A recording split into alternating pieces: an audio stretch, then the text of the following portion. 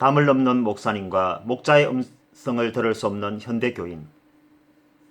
예수님은 자신을 문이라고 말씀하셨습니다. 또한 예수님은 자신을 일컬어 길이라고도 하셨습니다. 더 나아가 스스로를 진리라고 하셨으며 목자라고도 하셨습니다.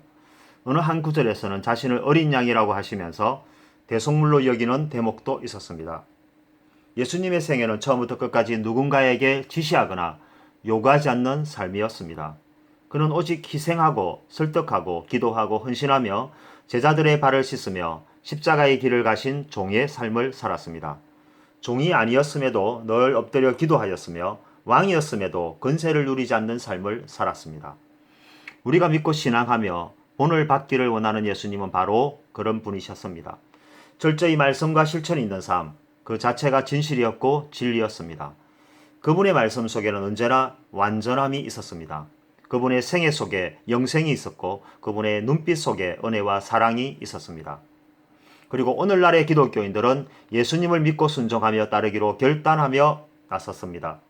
그러나 오늘날의 교회와 목사님과 교인과 모든 지체들의 삶 속에서 예담을 찾기란 너무나 힘들어졌습니다. 찬양에는 예담이 있지만 예배 속에는 예담이 살아 움직이지만 생활 속에는 예수 그리스도의 흔적을 찾을 수 없게 되었습니다. 그들의 생활 속에서 찾을 수 있는 것은 물질이었습니다. 좋은 대학교와 좋은 기업에 취업하는 것, 승진하고 출세하며 사업이 확장되어 더 많은 부를 축적하며 행복한 삶을 누리는 것, 더 넓은 평수의 집과 더 좋은 차를 타고 여행을 다니는 일들, 스포츠를 즐기며 여러 나라 맛있는 음식을 먹는 것, 펜션을 구하고 생면 영장을 위하여 각종 보양식을 즐기며 찾아다니는 일들. 결코 아닌 것 같지만 이 모든 곳에 집중되어 있는 것이 기독교인의 삶입니다. 이러한 세상적인 목적이 그대로 교회로 옮겨와 있는 현대의 성전, 예배 안에까지 몰려오는 이러한 세상의 즐거움들, 아니라고 부정적이라고 항변하지만 서서히 몰려오는 세상의 흔적들은 급기야 예수님의 흔적까지 조작하기에 이르게 되었습니다. 예수님은 이러한 모든 것들을 도적이라고 말씀하였습니다.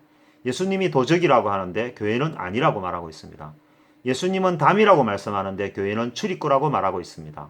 예수님 이름으로 모인 교회이지만 정작 예수님을 믿지 않는 교회, 이것이 오늘날 교회의 심각한 모습이 되어버렸습니다. 엄연히 출입구가 있지만 목자는 출입구로 다니려 하지 않습니다. 출입구가 부담스럽고 모든 소유를 내려놓아야만 들어갈 수 있는 결정적인 조건이 있기 때문입니다. 감지기가 있을 법한 출입구에서 무엇인가 죄와 욕심이 감지될까 두려워하기 때문입니다.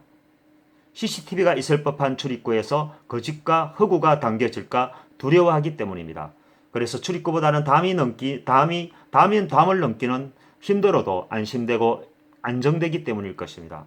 처음엔 양심이 저항을 해도 시간이 지나면 양심도 화인 맞을 수밖에 없는 것입니다. 결국 출입구를 담으로 여기고 담을 출입구로 여기는 진실의 역모가 일어나는 것입니다. 현대 기독교인들의 대부분이 이러한 담을 넘으며 교회를 다니고 있습니다. 담을 넘지 않고서는 교회로 들어갈 수 없기 때문입니다. 아이러니한 것은 모든 기독교인이 예수님을 신앙하지만 목자도 양도 모두 담으로만 출입한다는 것입니다. 예수님을 통하리 하지 않는다는 것입니다. 결국 무엇일까요? 예수님을 믿지만 출입구를 모른다는 것입니다. 그냥 아무 생각 없이 교회를 왕래한다는 것입니다. 예배 시간 내내 예수님의 말씀이 선포되지만 정작 말씀의 통로는 아무도 모른다는 것입니다. 습관이 무서운 것은 한 번 공회전을 하면 굴러간다는 것입니다. 이리 가든 저리 가든 일단 굴러가고 있다는 것입니다. 목적이 없는 삶, 목적 없는 기독교인의 막연한 천국론은 이렇게 시간이 갈수록 모호해지고 있습니다. 어쩌면 현대 기독교인들은 천국을 믿지 않을지도 모릅니다. 예수님에 대해서도 의문이 있을 수 있습니다. 이것이 바로 담을 넘는 자들의 마약 같은 인생입니다. 일단 여기에 관해서 서로 말을 아끼는 것이 좋을 것입니다. 예수님께서는 자기 양들에 대하여 예수님의 음성을 들을 수 있다고 하였습니다. 예수님의 음성이 아닌 다른 음성은 들을 수 없다고 단언하였습니다. 그렇다면 이 말씀을 자신에게 비춰보면 답은 바로 나옵니다. 말씀을 듣고도 듣지 못한 자와 같다면 그가 예수님의 양이라 할 수 있을까요? 예수님의 말씀보다 재테크에 더 많은 관심과 정보가 있다면 그가 진정 예수님의 음성을 들을 수 있을까요? 오늘날 교회 안에서 예수님의 음성을 들을 수 있는 양들은 몇이나 될까요? 거의 대부분은 듣지 못하고 있을 것입니다. 아니 들으려고도 하지 않을 것입니다. 그것이 바로 건축물만 화려한 오늘의 우리 교회이고 우리의 마음이 되어버렸습니다. 예수님의 우리에는 예수님의 양들과 예수님이 양들에게 먹일 말씀만 있습니다. 그런데 오늘의 현대교회는 말씀은 영상에 있고 스포츠센터와 문화센터, 커피점과 음식점과 각종 세미나들로 가득 채워져 있습니다. 이 모든 시설들이 세상을 위해서라고 자랑스럽게 말하고 있습니다. 물론 복음이라는 허울 좋은 명분을 세워서 말입니다. 실제로 말씀을 들고 나가 목숨 걸고 전도하지 않는 교인들이 스포츠와 영화시설, 콘스톨과 독서실을 지어놓고 전도한다는 생각, 참으로 잘못된 생각이 아닐 수 없습니다. 멋진 포장지 안에 썩은 사과를 넣어놓고 유기농 1등급 상품이라고 말하는 것과 무엇이 다를까요? 자기 자신이 듣지 못한 예수님의 음성을 남에게 귀를 기울여 보아라고 말할 수 있을까요?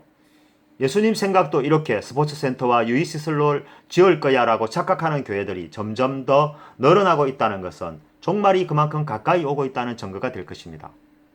이스라엘 안으로 세상이 들어오고 예루살렘 성전 안으로 비둘기 파는 사람, 양과 염소를 파는 사람들이 다시 들어오고 있다는 것은 바로 예수님의 재림이 코앞이라는 사실을 반증하는 것이 될 것입니다. 이제 우리는 결단해야 할 때입니다. 그것은 우리가 아직 모르는 진짜 출입구를 찾아야만 하고 아직 들리지 않는 목자의 음성을 들을 수 있어야만 한다는 것입니다. 그래서 다시는 담을 넘지 말아야 하고 다시는 다른 목소리가 들려서는 안 되는 것입니다. 우리 안에는 양들만 있는 것이 아닙니다.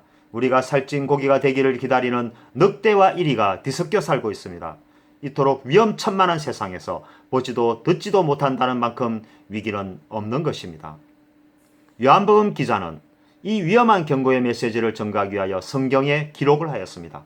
그럼에도 불구하고 이러한 경고를 무시하고 산에서 방주를 짓는 노아를 미치광이라고 비웃고만 있다면 그 홍수의 피해자는 결국 우리 자신이 될 것입니다. 세상이 가져다 준 근심과 염려는 함정일 뿐입니다. 그것은 해결이 되어도 또 다른 근심과 염려로 다가올 뿐입니다. 우리는 지금 목자의 음성을 듣기 위하여 끊임없는 생각과 갈증에 집중해야 합니다. 그래서 단음을 넘는 목자를 구별하고 출입구를 당당히 걸어가는 진짜 그리스도인이 되어야 할 것입니다.